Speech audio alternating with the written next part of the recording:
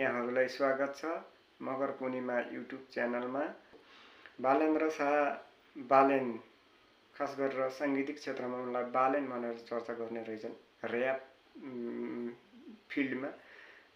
र पछिल्लो समय एक विश्लेषकले उनलाई लुसिफरको उपनाम दिएका थिए। त्यो उपनामले चाहिँ उनलाई धेरै चर्चामा पनि ल्यायो।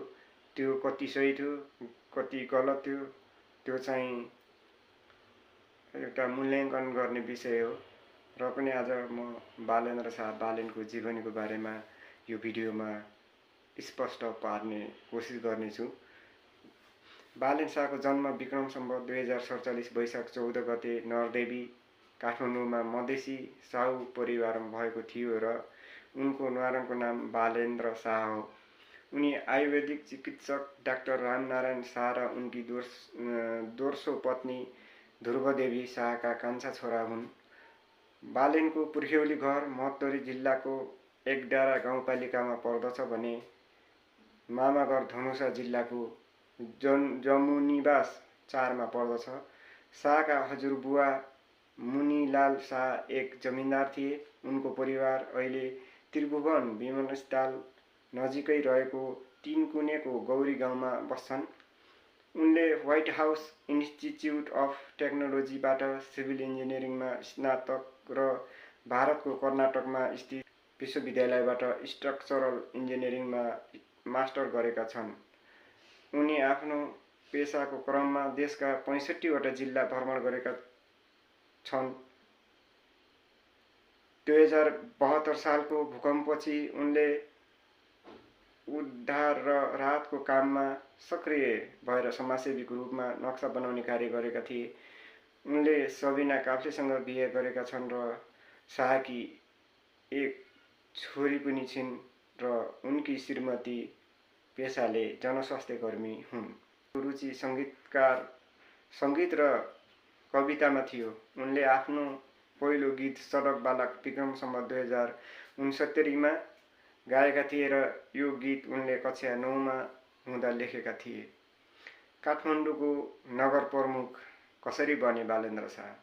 र्यापर र इन्जिनियरसँगै उनले नेपालको राजनीतिमा पनि रुचि राखेका थिए। विवेकशील र साझा पार्टी छुटिएको बेला उनी विवेकशील पार्टीसम्म पुगेर काठमाडौँको नगर प्रमुखको उम्मेदवारको रूपमा विवेकशीलबाट उठ्न चाहेका थिए। शाह सुरुमा विवेकशील पार्टीप्रति आकर्षित थिए। उनी त्यति बेला गायकका रूपमा मात्र चिनिन्थे र विवेकशील पार्टीले उनलाई पार्टीमा आउन आग्रह गरेको थियो। तर शाहले विवेकशीलको सदस्य उम्मेदवारको रूपमा चुनाव लड्ने तयारीमा लागेका थिए। शाहले स्थानीय तह निर्वाचन 2074 मा मतदान गरेनन् र उनले विक्रम सम्वत 2074 वैशाख 31 गते आफ्नो फेसबुकमा मैले आज भोट गरिन, म उम्मेदवार थिइन, मैले सिभिल इन्जिनियरिङमा मास्टर गरेँ, म स्ट्रक्चरल इन्जिनियरिङको मास्टरको आधा बाटोमा छु, मलाई देश बनाउन आउँछ, म अर्को पटक भोट गर्छु र आफैलाई भोट दिन्छु, म मेरो देशको विकास गर्छु, मलाई अरू कसैको भर लाग्दैन भनी लेखेका थिए।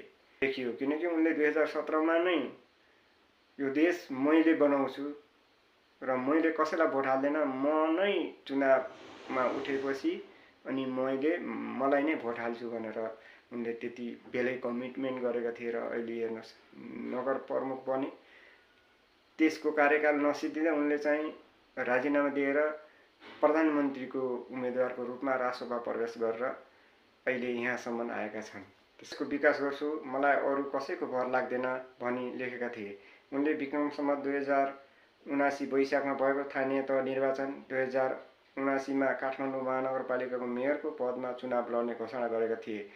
शाहले आफू 90,835 मत ल्याएर चुनाव जित्ने दावी गरेका थिए। काठमाडौँ महानगरपालिकाको नगर प्रमुख पदमा स्वतन्त्र उम्मेदवारीले उनलाई थप चर्चामा ल्याएको थियो। वैशाख 31 गते शाहले आधिकारिक रूपमा उम्मेदवारी दर्ता गराएका थिए र उनको विपक्षमा एमालेका केशव स्थापित र काङ्ग्रेसबाट सृजना सिंहले उम्मेदवारी दिएका थिए। उनलाई वैशाख 17 मा निर्वाचन आयोगले लौरो चुनाव चिन्ह दिएको थियो। वैशाख 30 गते सेतो पार्टीको सेतो पार्टीले प्रकाशित गरेको मत सर्वेक्षणको अनुसार बालेनलाई नगर प्रमुख पदमा 42% जनताले मतदान दिएको बताएका थिए। विक्रम सम्वत 2079 जेठ 11 गते उनको जित निश्चित भएको थियो। विक्रम सम्वत 2079 जेठ 12 गते बालेन काठमाडौँको नगर प्रमुखको कार्यालयमा निर्वाचित भए भने उपप्रमुखमा सुनिता डङ्गोल निर्वाचित भएकी थिइन्।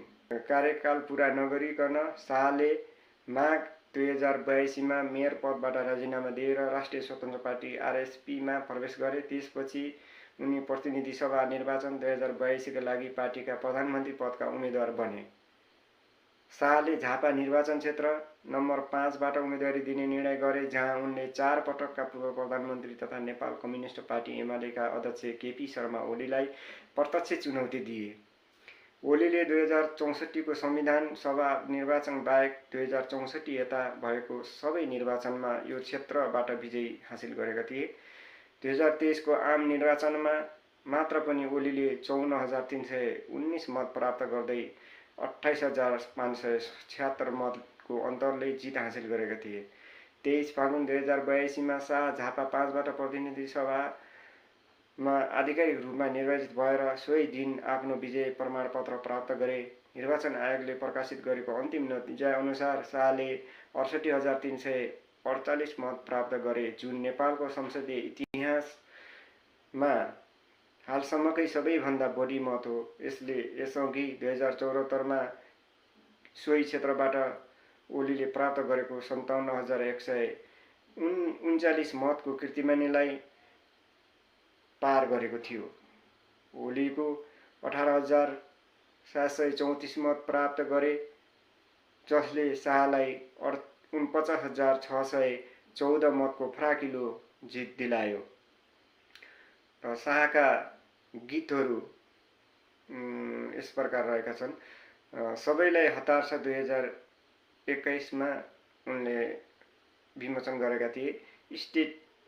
स्टेट 2 सन् 2021, बलिदान सन् 2020, लोकल ठिटो सन् 2020, सावेज सन् 2020, आस्तिक सन् 2020, गोर्खाली तोप सन् 2019, मार्फाको मदिरा सन् 2019, मन यो उड्यो सन् 2016, नेपाल हाँसेको सन् 2015, आम नेपाली युवा सन् 2013, तथ्य सन् 2013, सडक बालक पहिलो गीत सन् 2012।